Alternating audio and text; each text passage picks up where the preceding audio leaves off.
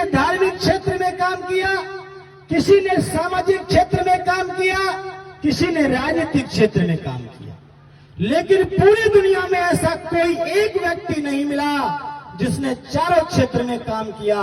वो अकेले बाबा साहब डॉक्टर भीमराव अंबेडकर थे, जिन्होंने मनुष्य को आजादी दिलाने के लिए चारों क्षेत्र में काम किया। और लोगों को देख लिया जाए और लोगों का इतिहास निकाला जाए तो उनको अगर सफलता मिली अपने क्षेत्र में, अगर किसी ने वोट के अधिकार के लिए काम किया, नेल्सन मंडेला जैसे लोगों ने 27 साल तक जेल में रहे, कार्ल मैक्स जैसे लोगों ने आर्थिक क्षेत्र में काम किया, अगर वो लोगों को सफलता मिली तो उनकी सफलता में लाखों लाखों लोगों की जान गई।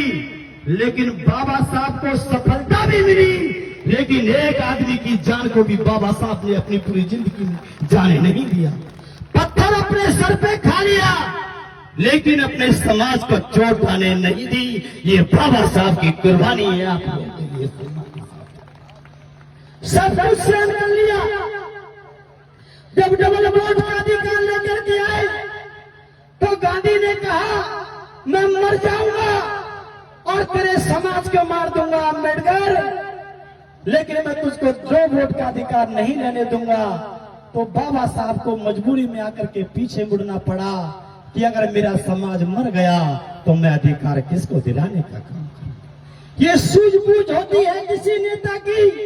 इसलिए हम तो कहना चाहते हैं विरोधियों के लिए कि जो हमारे संविधान को बदलने की बात करते हैं, अरे जब हमको 4 पाई पे नहीं बैठने दिया जाता था, हम वहां से इस संघर्ष को उठा करके लाए और सीएम बना के दिया। अब तो हम 4 पाई पे भी बैठते हैं और कुर्सी पे भी बैठते हैं। हमने भी एक कसम खाई है, मरना मंजूर, लेकिन तुम्हारी गुलामी को स्वीकार किसी भी कीमत पे करने वाले नहीं है। हम लोग गुलाम बनाने की बात करते हो, गुलाम बनाने के लिए सोचते हो, कहते हो हम इनकी शिक्षा छीन लेंगे, इनके रोजगार छीन लेंगे, इनको ऐसे ही लिया देंगे। हम तो कहना चाहते हैं हम तख्त भी बदल देंगे, हम ताज भी बदल देंगे।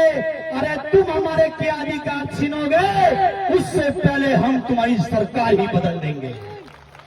ज्यादा दिन की बात नहीं है, ये उछाल दबाव आता रहता है। सम्मानित साथी, आज हम पे बुरे दिन चल रहे हैं, कभी अच्छे दिन भी आएंगे, लेकिन ये मोदी वाले अच्छे दिन नहीं आएंगे जो कहता है कि 5 किलो राशन ले लो, कोई कहता है डाटा फ्री ले लो, कोई कहता है आटा फ्री ले लो, कोई कहता है लैपटॉप फ्री ले लो, कोई कहता है कोई शौचालय फ्री ले लो।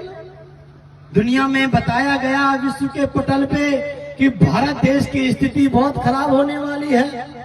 जहां का वोटर, जहां का पार्टी करने, सरकार बनाने वाले लोग अपने वोटर को फ्री के नाम पे लुभाते हो, वहां की स्थिति बहुत खराब होने वाली है। तो सम्मानित साथियों, मैं धन्यवाद करता हूं बहन कुमारी मायावती जी को। वो कहती है ना डाटा फ्री दूंगी, ना आटा फ्री दूंगी, ना लैपटॉप फ्री दूंगी, ना शौचालय फ्री दूंगी। तुम मेरी सरकार बनाओ, मैं तुमको शिक्षा रोजगार दूंगी। सम्मानित साथियों, शिक्षा रोजगार दूंगी आपको। फिर 17,000 रुपए की, 12,000 रुपए की शौचालय बनाने की जरूरत नहीं है, क्योंकि शौचालय के टैंक में कमरे से ज्यादा खर्चा आता है। 12,000 में कहीं शौचालय बनता है? ये वहां से 1.5, 2, 2.5 लाख रुपए लेके आते हैं मोदी जी, और यहाँ पे आके 12,000 रुपए देते हैं, जिसमें 2,000 रुपए सेक्रेटरी खा जाता है। 10,000 रुपए लेकर के हमारे गांव के लोग बेचारे आते हैं। आप लोग खैर ऐसे नहीं दिखते, तुम तो साधन संपन्न मजबूत लोग दिखाई देते हो।